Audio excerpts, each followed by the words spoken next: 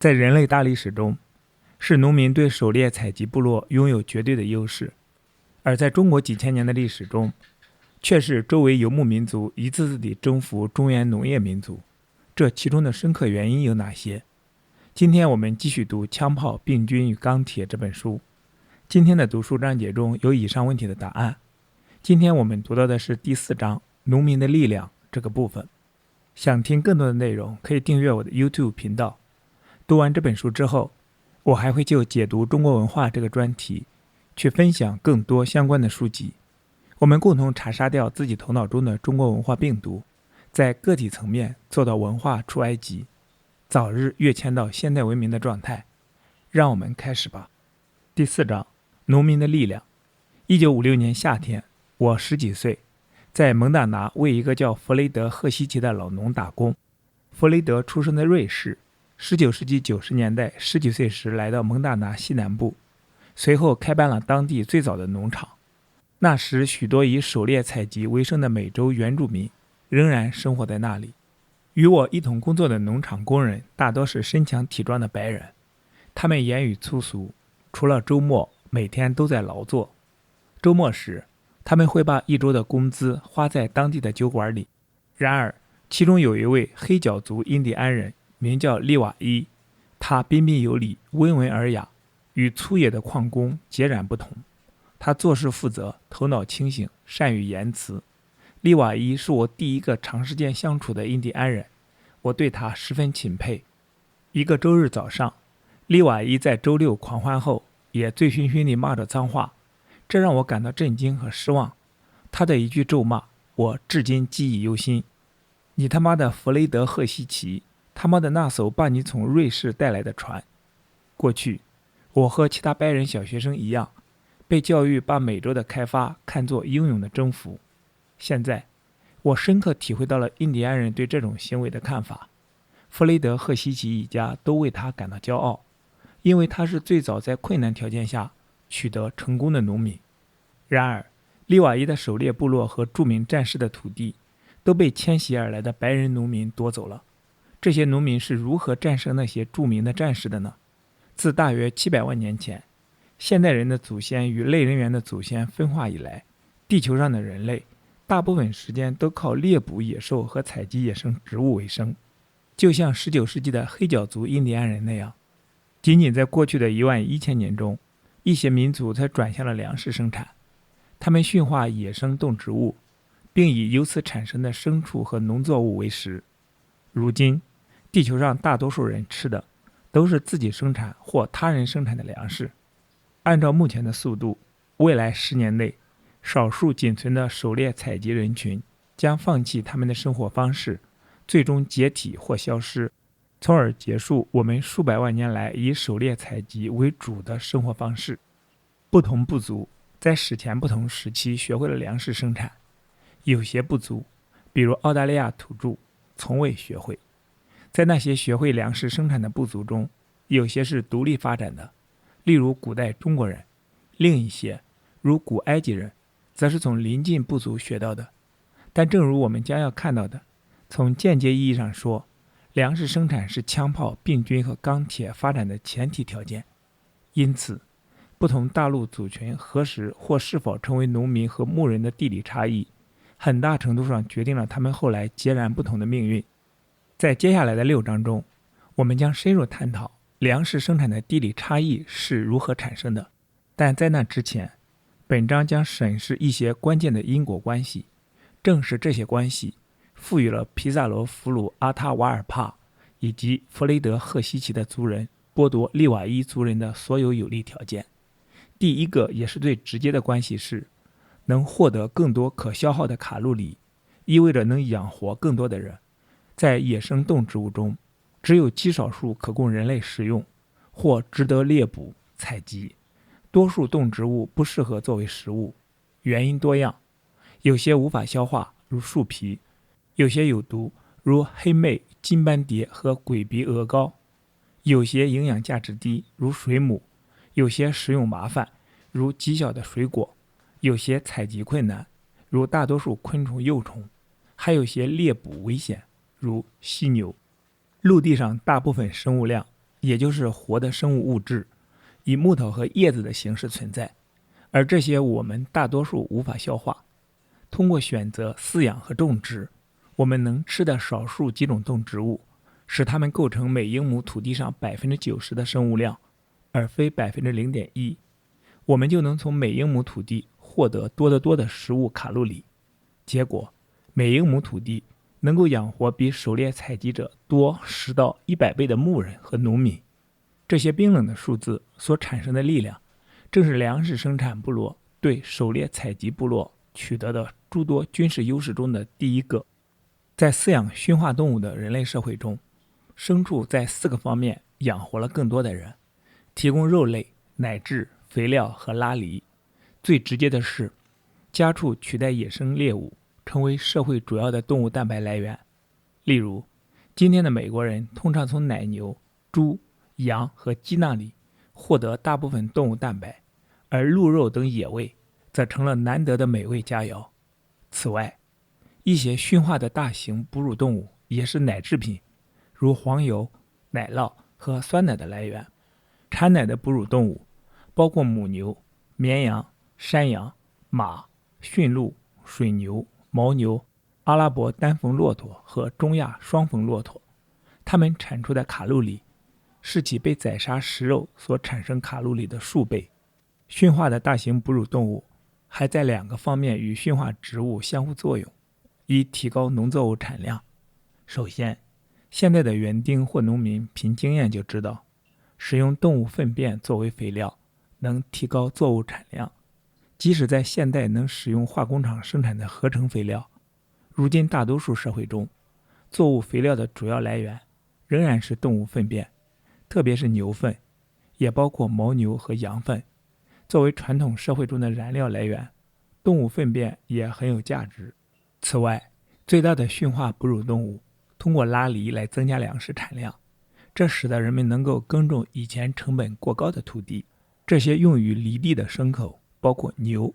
马、水牛、巴黎牛以及牦牛和牛的杂交种。例如，中欧史前最早的农民即公元前5000年左右兴起的利尼尔班克拉米克文化，最初只能用手持尖棍耕作松土，仅仅1000年后，由于引入了牛拉犁，这些农民得以将耕种范围扩大到更大面积的硬土和难以处理的杂草丛生的土地。同样，北美大草原上的美洲原住民农民在河谷地带种植庄稼，但在广阔高地杂草丛生的土地上耕种，则要等到19世纪欧洲人及其蓄力犁的到来。所有这些都源于动植物驯化比狩猎采集生活方式能生产更多食物，从而直接导致了更稠密的人口。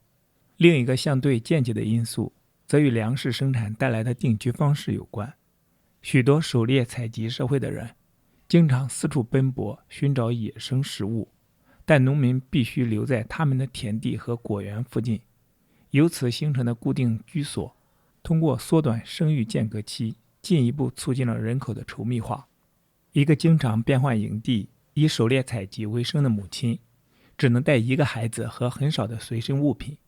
在前一个蹒跚学步的孩子能快速行走并跟上队伍而不成为负担之前，他是不能生第2个孩子的。事实上，四处流浪的狩猎采集者通过哺乳期无月经、禁欲、杀婴和堕胎等方式，将孩子出生的间隔控制在大约每4年1个。相比之下，定居的部族不受迁移途中携带小孩问题的限制，只要能养活，他们就可以多生多养。许多农业部族的生育间隔约为2年，是狩猎采集部族的1半。粮食生产者这种更高的出生率，加上他们每英亩养活更多人口的能力，使他们达到了比狩猎采集部族更大的人口密度。定居生活的另一个结果是，人们可以储存更多的粮食，因为如果人们不能留在附近看管，储存就没有意义。虽然有些四处流浪的狩猎采集部族偶尔也会储存几天吃不完的食物，但这种富余对他们几乎毫无用处，因为他们无法保护它。然而，储存的粮食对于养活不是生产的专门人才至关重要，对于养活整个村社的人更是不可或缺。因此，四处流浪的狩猎采集社会几乎没有或完全没有这类专业人才。这类人才首先出现在定居社会中，这种专业人才分为两类：国王和官员。狩猎采集社会往往较为平等，没有专职官员和世袭首领，只有族群和部落层级的小规模行政组织。这是因为所有身强体壮的狩猎采集者不得不将大部分时间用于获取食物，而一旦有了粮食储备，行政上层人物就可以控制他人生产的粮食，维护征税权利，无需自食其力，而将全部时间投入行政活动。因此，中等规模的农业社会通常以酋长辖地的形式组织，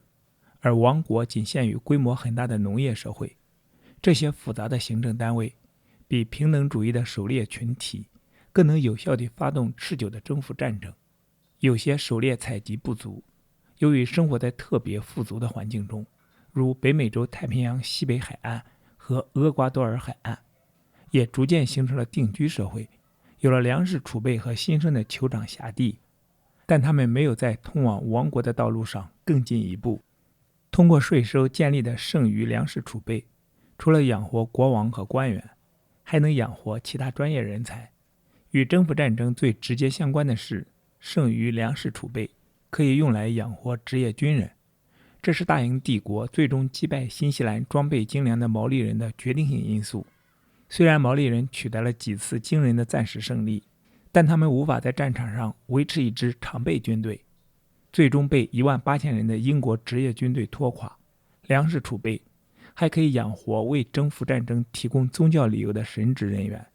养活像制造刀剑、枪炮和发展其他技术的金属加工工人等手艺人，以及养活能够保存信息的抄写员，因为他们记录的信息远超人们能够准确记住的。至此，我着重强调了农作物和家畜作为粮食的直接和间接价值。然而，它们还有其他用途，比如帮助我们保暖并提供有价值的材料。农作物和家畜生产的天然纤维可以用来制作衣服、毯子、渔网和绳索。大多数重要的植物驯化中心不仅培育粮食作物，也培育纤维作物，主要有棉花、亚麻和大麻。有几种驯化动物则出产动物纤维，特别是绵羊、山羊、美洲驼和羊驼的毛以及蚕丝。在冶金术发明之前的旧石器时代，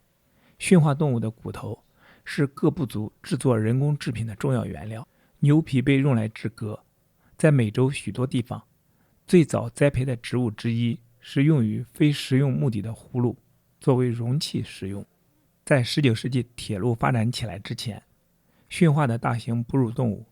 成为我们主要的陆路运输手段，从而进一步彻底改变了人类社会。在动物驯化之前，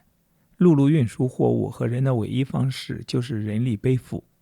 大型哺乳动物改变了这种状况。在人类历史上，第一次有可能迅速地将人和大量重物从陆路运到很远的地方。供人骑乘的驯化动物有马、驴、牦牛、驯鹿、阿拉伯单峰驼和中亚双峰驼。这5种动物和羊驼一样，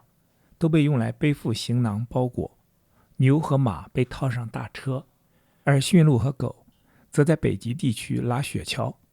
在欧亚大陆大部分地区，马成为长距离运输的主要手段。3种驯化骆驼，阿拉伯单峰驼、中亚双峰驼和羊驼，分别在北非和阿拉伯半岛、中亚和安第斯山脉地区起着类似的作用。动植物驯化对征服战争最直接的贡献是由欧亚大陆的马做出的。军事上的作用使其成为那个大陆上古代战争中的吉普车和谢尔曼坦克。我在第3章中提到，马使得仅率领一小群冒险家的科尔特斯和皮萨罗能够推翻阿兹特克帝国和印加帝国。甚至在更早的公元前4000年左右，尽管那时人们仍骑在光秃秃的马背上，但马可能已成为使用印欧语的人从乌克兰向西扩张必不可少的军事要素。这些印欧语言最终取代了除巴斯克语之外的所有早期欧洲语言。当马后来被套上马车和其他车辆时，公元前1800年左右发明的马拉战车开始在中东、地中海地区和中国彻底改变了战争模式。例如，公元前1674年，马甚至使外来的西克索斯民族短暂地自立为法老，得以征服当时没有马的埃及。再往后，在马鞍和马镫发明后，马使来自亚洲大草原的匈奴人和一波又一波的其他民族对罗马帝国和其继承国构成了威胁，最后以蒙古人于公元13世纪和14世纪征服亚洲和俄罗斯大部分地区而达到高潮。直到第一次世界大战中采用了卡车和坦克，马的作用才最终被取代，不再是战争中主要的突击手段和快速运输工具。阿拉伯骆驼和中亚骆驼也在各自的地理范围内起到了类似的军事作用。在所有这些例子中，驯养马匹或骆驼或改进使用方法的民族，在军事上对没有这些牲口的民族拥有了巨大的优势。在征服战争中，同样重要的是，在驯养动物的社会中演化的病菌，像天花、麻疹和流行性感冒这类传染病，作为人类的专化病菌出现了。它们原是动物感染的十分相似的祖代病菌突变而来的。驯养动物的人首先受到这些新演化的病菌的侵害，随后逐渐对这些新疾病形成了强大的抵抗力。当这些具有部分免疫力的人接触到以前从未接触过的这种病菌的人时，流行病便产生了，导致了 99% 的未接触者丧命。最终来自驯养动物的病菌在欧洲人对美洲、澳大利亚、南非和太平洋诸岛土著的征服中起到了决定性作用。总而言之，动植物的驯化意味着人类拥有了越来越多的粮食，从而也意味着人口越来越稠密。由此带来的粮食剩余，以及在某些地区利用处理运输剩余粮食，成为定居、行政集中统一、社会等级分明、经济复杂、技术创新的社会发展前提条件。因此，能否利用驯化的动植物，最终解释了为什么帝国、文字和钢铁武器在欧亚大陆最早发展起来，而在其他大陆则发展较晚，或根本没有发展起来。在军事上使用马和骆驼，以及来自动物病菌的致命力量，最终将粮食生产和征服者之间的许多重要环节联系了起来。我将在下文继续探讨。好，今天的读书分享暂时到这里。今天我们一起读了《枪炮、病菌与钢铁》第4章农民的力量，期待在下一次的读书分享中与你再相逢。